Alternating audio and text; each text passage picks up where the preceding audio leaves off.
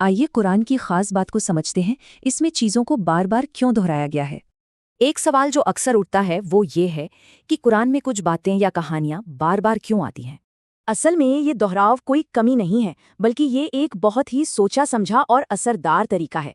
तो इसकी पहली परत को देखिए, दोहराव में छिपे हुए गहरे मतलब, जैसे कि प्रार्थना, दुआ और जिक्र, यानी अल्लाह को याद करने जैसे कामों के लिए दोहराना जरूरी है। अब आती है इसकी दूसरी परत, छोटी छोटी निजी घटनाओं का क्या महत्व है।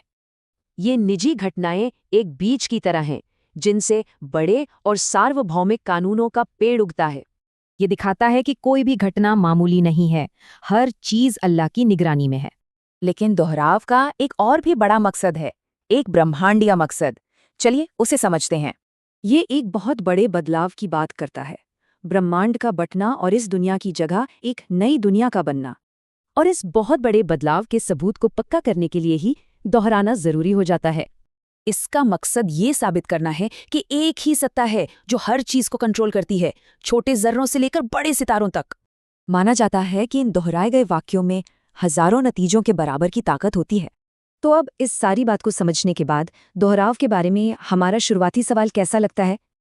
आखिर में कुरान में दोहराव को कोई कमी नहीं, बल्कि बोलने की कला का एक चमत्कार माना जाता है।